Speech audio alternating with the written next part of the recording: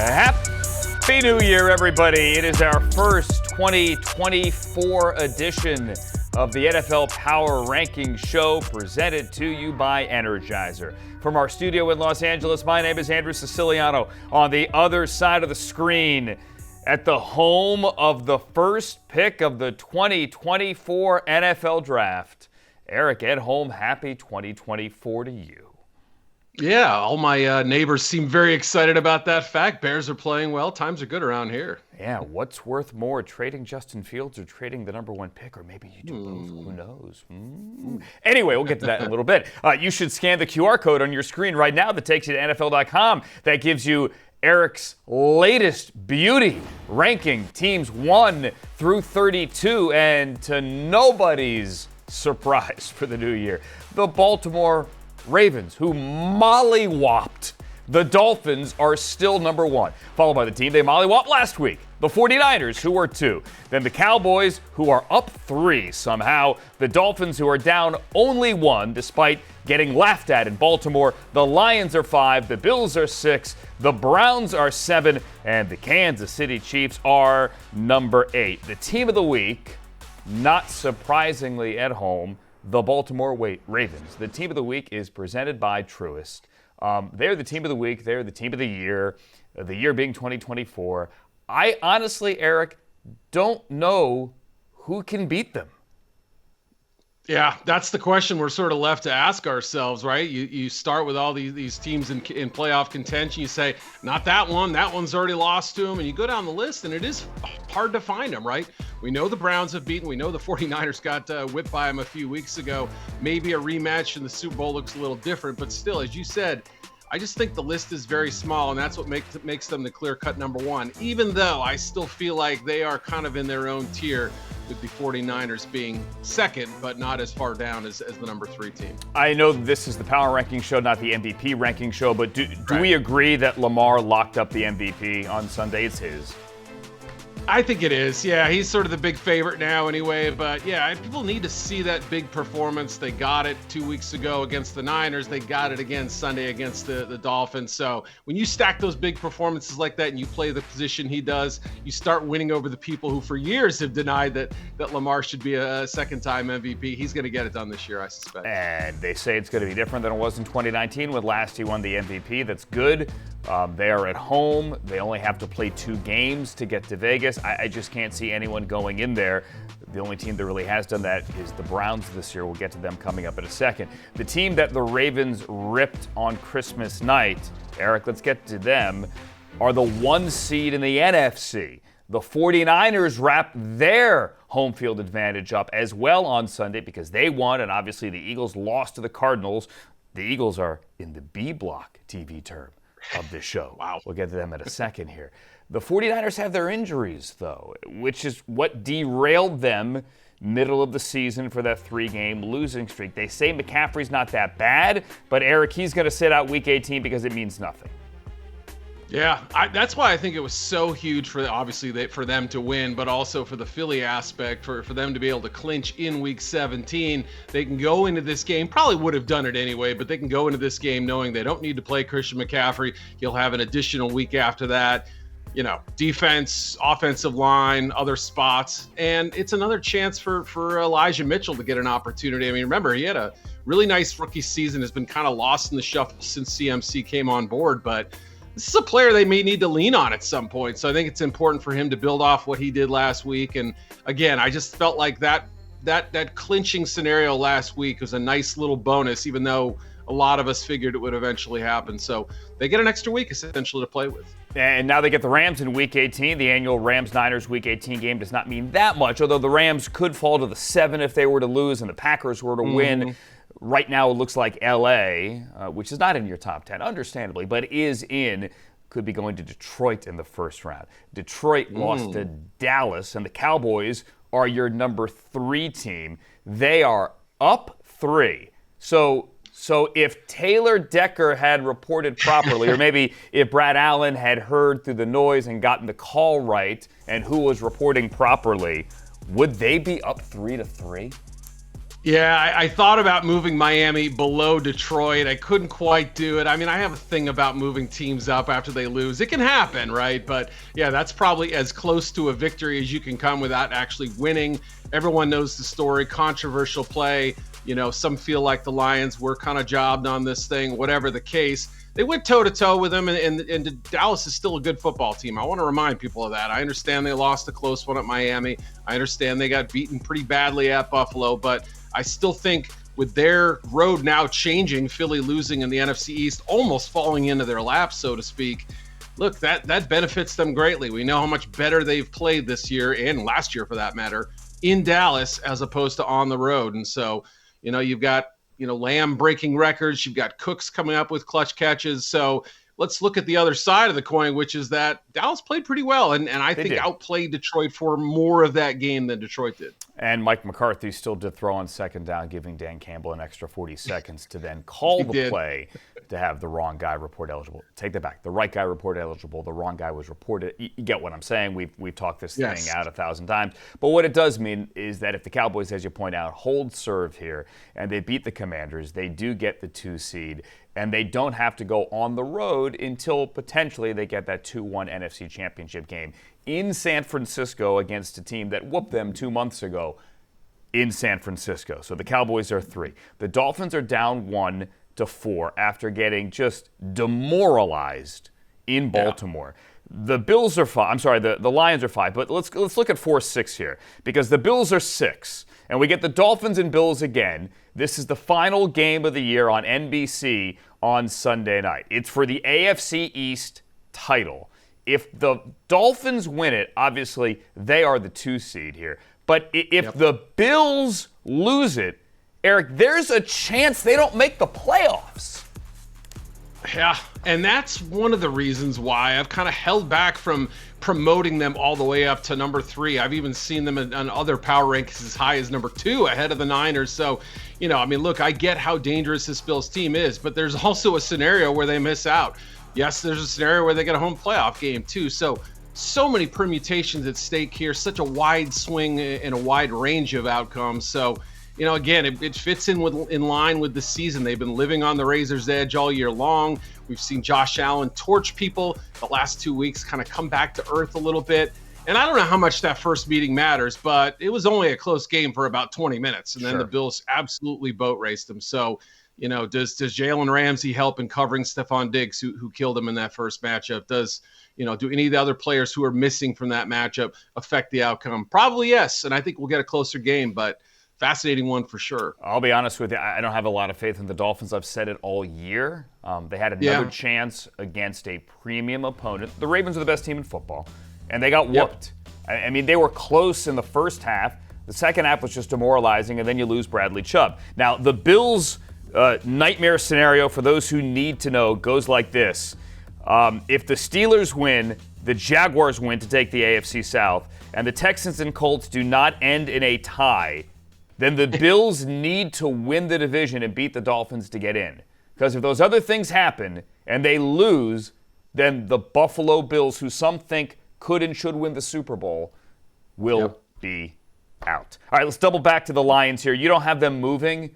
They are still your 5th best team, although that loss was really deadly to them when it comes to their playoff standings. Yeah, obviously a lot of people are talking about what it means to the city to have one home playoff game, but the difference between 1 and 2 potentially would obviously be huge as well. So, a lot of things have gone right for Dan Campbell since that awful start last season. He has turned this thing around. He probably had a game that he should have won on Sunday. Do they use this as fuel? Do they use this as motivation? Us against the world type of thing? Perhaps, but all the good things that came out of that game, Goff's great final drive, Laporta, Amon-Ra St. Brown, the fake punt, a lot of good stuff. Just wasn't there in the end though. And, you hope the results are better for them because, the arrow has been pointing up so high for them. All right, let's get to the best team in football at home here, and they are 7 in your rankings, and that would be God's team, the Cleveland Browns. They are the only team in the NFL to beat the 2 teams with home field. They beat the Niners, and they beat the Ravens, and they did They beat the Ravens in Baltimore. Yet you have them at only 7. I've been cheating on you, I'll be honest. I looked at somebody else's power rankings, site that rhymes with mathletic. They are number 3, yet you have them 7. Wow. Is it about me? It is. Every week I try to slip in at least one barb in your direction. And the Browns thing has been working so well. I wanted to ride it until we get off the rails here. But in reality, I mean, obviously they've had losses to the Rams where, Flacco's first start and they were just getting adjusted. I don't think Flacco's interceptions have hurt them yet. He's got a fairly beefy total through his 5 games, but at some point they might. Now you got to live with the low completion percentage at times. You got to live with the fact the run game may not be there every single week, but again, they're, like you said, when it comes to those elite matchups, they've been able to stand toe to toe with some of the best. And I think if there's one team the Ravens, I wouldn't say fear, but can come into their building and do it, it's the one that's already done it in Cleveland. So, I'm prepared to be proven wrong on this one. I do have slight reservations, but to me, the difference between 3 and about 9 really isn't that big right now. I'm kidding. It's not about me. I don't know why I made it about me. It is. It isn't. I'm not the host that always makes it about himself. But they are a team that I think could beat anybody. And they did beat the Niners and they did beat the Ravens. They're the only team in the NFL that beat both of those teams. Granted, when they beat the Ravens in Baltimore, it was with Deshaun Watson. He played a perfect second half, didn't have an incompletion, rallied them back. The defense helped a little bit, and that was his final game of the year because it was revealed 2 days later that he had a broken shoulder. The Browns are the 5 seed. They cannot move. They will be on the road wildcard weekend at whomever wins the AFC South, which will be the Jaguars. They are winning in. And if it's not the Jaguars, then it's the winner of the Colts and Texans game on Saturday. And then we get the Kansas City Chiefs. Eric, they are number 8. They put together a second half when it looked as if all was lost. They beat Jake Browning and the Bengals, and they are up 1 as AFC West champions. Yeah, small move up. Again, hesitant because of the fact that we still haven't seen maybe a complete football game out of them yet since about the Bears game early in the season. But yeah, they were good. Obviously, Butker was great in the second half. Defense didn't allow a touchdown the last 36 minutes or so. Isaiah Pacheco, I really think he's got to be a bigger part of the offense. I know he missed a game a couple weeks ago, but if he's back, I mean, look, no offense to Patrick Mahomes in the passing game. We saw Rice do some good things. Watson had a big play, but really has to be about Pacheco. He really took control of that game early on and made his imprint and helped finish it off in the second half. So I'd love to see him be a 25-touch guy going forward. The Chiefs are locked in as the 3 seed in the AFC, and I think 8 feels right because they have now won 8 consecutive AFC West crowns. They will play the 6th seed in the AFC wildcard weekend, which could be the Dolphins, by the way, if the Bills win that game in Miami. Wouldn't that be bonkers for a wildcard game? You know who we haven't hit on yet?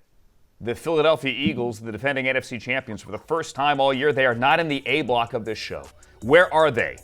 That's revealed next on the NFL Power Ranking Show presented by Energizer.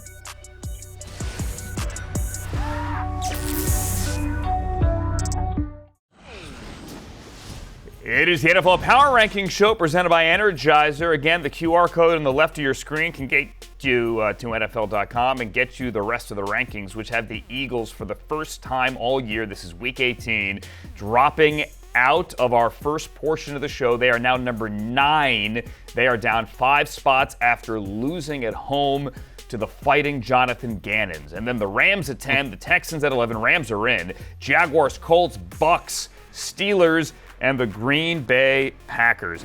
Ed Holm, if you had told me 6 weeks ago that the Tuesday of Week 18, Nick Sirianni would be on the radio in Philadelphia being asked about his job status, I would have laughed at you. I'm laughing at you right now because, first of all, I can't believe it's still happening. But you're right. Obviously, it's been a horrible December. 1-4 record, outscored by 42 points over that span. 1-2 at home, and I don't care how you spin Sunday's loss. You know, Jonathan Gannon knows their personnel. Blah blah blah. Look, I thought that was obviously horrible, especially having the lead. You know, scoring a 99-yard defensive touchdown, the whole bit, and now Devontae Smith's injured. I mean, we don't know his status right at this moment. The run defense is supposedly a team strength, has been really tested the last 3 games, especially Sunday. James Conner absolutely ate him up. So a host of problems. Now, a year ago, they weren't playing their best football in December, but they cranked it back up for the playoffs. Can they do it again? Sure, but we just haven't seen much evidence of it in the last 5 weeks. This has been bad football by a very talented team. Yeah, and they're going to have to go on the road now, obviously, barring something truly unforeseen where the Cowboys lose and they win and we can flip it again in the NFC East. They're going to go on the road, and they're going to go on the road to the 4 seed, the NFC South champion. So you could have like Philly and Tampa, which is what we had a couple of years ago when Hurts was just a kid. Yep. You could have Philly in New Orleans. You could have Philly in Atlanta. I mean, imagine that for a wild card game. Right now, the Eagles haven't proven they could beat good teams or bad teams in the last month, so they got to turn things around. They are number 9. The team behind them is exactly the opposite right now. They're beating good teams and bad teams, although probably a little bit too close for comfort with the Giants this past Sunday. At home, the Rams are in. They are in the postseason, and they are number 10 this week. Yeah, we didn't even know it when the game ended, right? Eventually they secure the playoff spot. The last 3 games have been a little bit bizarre where they've gotten out to big leads, had to kind of hold on for dear life, especially Sunday. Came down to a kicker they know pretty well, and Mason Crosby had him in and, highlights their kicking issues too. They've got to make another move there. It's obviously been a big problem for weeks now, but don't forget, they went toe-to-toe with the Ravens in Baltimore, played them very well, went to overtime. This is a team that has been super competitive. Kyron Williams coming back, huge difference. Puka Nacua all season long. I love so many elements about this team, including Matthew Stafford, who, you and I were talking about. What about if he had to go to Detroit? I think he'd handle himself great. I think he'd be outstanding in that spot. Yeah, he might have to. You're right. There are flaws, but something fascinating about this team that I don't think will be an easy out in any way possible. No, nobody wants to play the Rams, period. Yeah. Maybe the Lions do. They would love it. I think they would welcome that challenge of those 2 quarterbacks going back at it here. But Kyron Williams has 15 touchdowns in 12 games. He has been hard to stop. The Rams, if they had a kicker, they might be looking at the 3 seed right here. Yeah. Obviously, that would mean winning the division and beating the 49ers, but they have missed 15 kicks this year. 15. It's insane. Field goals and extra points. That is just bonkers. Tell you what, another team, Eric, nobody wants to play, the Houston Texans. Now that C.J. Stroud is back, you have them at 11. Yeah, passed the eye test, I thought. Just watching him back, everything seemed to flow much more rhythm than it had with his replacements in there. So I think they go into this game against the Colts with a little bit of an edge because Stroud is back. He ripped him for almost 400 yards in week 2, his second NFL game. So, it's the most they've given up to anybody in the NFL this season. I think he'll come in prepared, but Colts are tough too. This is not a Texas team that goes out and dominates people on the regular. So fascinating to see if he can rally them on the road in a huge game in Week 18. Yeah, this game in September was so much different here. You have the Texans ahead of the Jaguars and the Colts at 12 and 13. The Jaguars are winning in. They get the division. If they lose, however, then the winner of the Texans and the Colts will take the AFC South. The Bucs are at 14. They are down 4 because they could not close out the NFC South. And then the Steelers, who are going with Mason Rudolph, who are somehow still alive, are number 15 at home, up 2. Unbelievable. I had them dead and buried, I'll be honest, right? I really didn't expect them to crack this part of the list here.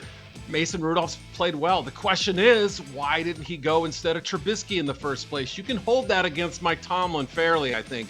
But Tomlin, obviously, with the win, 9-7, guarantees yet another non-losing season. Only a few guys in NFL history have had more consecutive non-losing seasons, and he's done it from the start of his head coaching career. I get it, haven't had a playoff one in a while, but he's found a way to motivate them late in the season. Is it too late? We'll see, but again, another pretty good late season coaching job, even if there have been a lot of issues along the way. And this quarterback situation, Andrew, is just fascinating to me. Yeah, isn't it? It's also fascinating that seemingly now the Packers have found their guy, because Jordan Love was just slinging it all over the yard on New Year's Eve. He was your New Year's Eve fireworks, and the Packers are win and in now, Week 18, Eric. Pretty big one, right? Bears, they met in week 1. We know the history there. Justin Fields is playing well. Love, as you mentioned. So obviously Jordan Love, I don't think has gotten the respect nationally. Obviously missing passes early in the year. 30 touchdowns now. He's getting everything going. One of the best statistical seasons by a Packers rookie ever. Yeah, it's all there for them when we didn't think it was possible. Jair Alexander misses. The defense played well last week. So again, another team that's been topsy-turvy but has the firepower to get in the playoffs and in this massive game on Sunday on CBS. Speaking of topsy-turvy, how about the NFC South? Rules dictate somebody has to win it and somebody gets a home playoff game. How about the Bucs and the Saints? Where are they? How do we make sense of them? Coming up on the NFL Power Ranking Show presented by Energizer.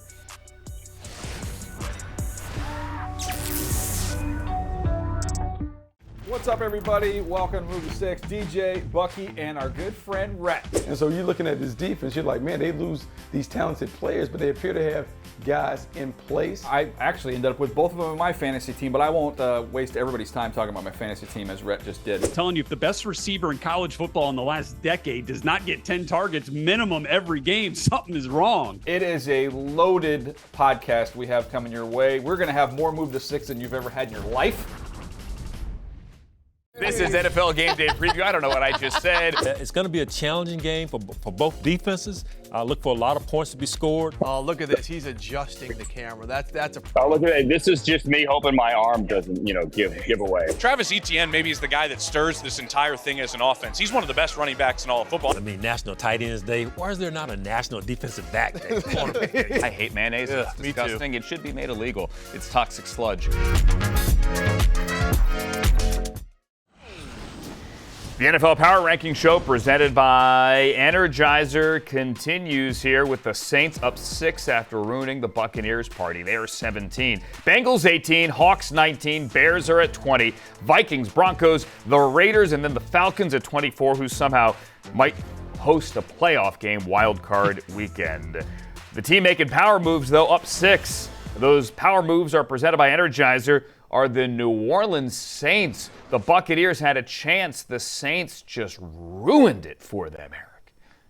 Yeah, they sure did. I probably admittedly had them a little too low. Outside of that Rams game, they played pretty good football. I know wins over the Giants and Panthers don't get people all that lathered up. Almost beat the Lions, though, remember. So you pair that with a pretty dominant first 3 quarters against the Bucs, and it reminds you they have a defense. They have Derek Carr, who looked pretty good on Sunday. They have Juwan Johnson, the guy we've been wanting to break out this season. He did on Sunday. So still an open door, obviously. They need a little luck, but there is a path for them to get into the postseason. I mean, we'll see. They've at least timed it up where they played their best football when they absolutely had to have it.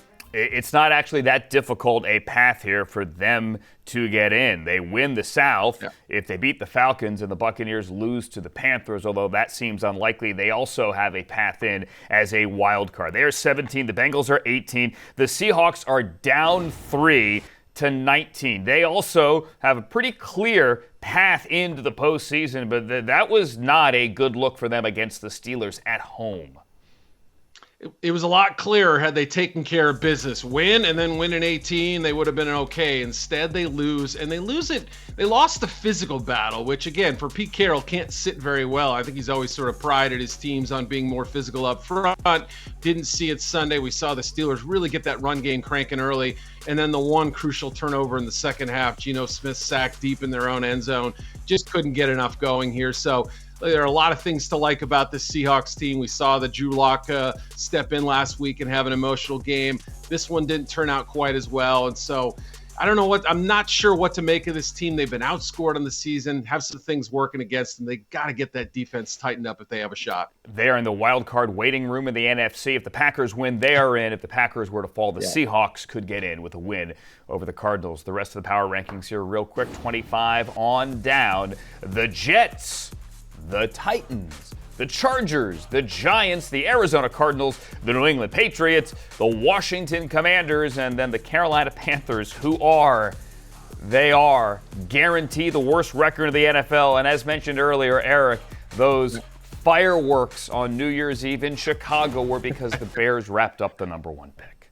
So that's what was getting everybody, keeping everybody awake. I got you now. Yeah, the arrow's pointing up for Matt Eberflus, for Justin Fields, for Chicago Bears draft fans. I mean, they've played their best football down the stretch. They have a ton of ammunition, but also a lot of key decisions. What do they do with Justin Fields? I say they keep him. Not sure where you stand. We have 4 months to figure this out. I'm not going to commit to an answer right now, but I can't commit to this. We're back for the playoffs. This isn't the final show. We're going to rank them in the playoffs. We are back. Super Wild Card Week next week. For Eric Edholm, I'm Andrew Siciliano. Happy New Year, everybody. So long.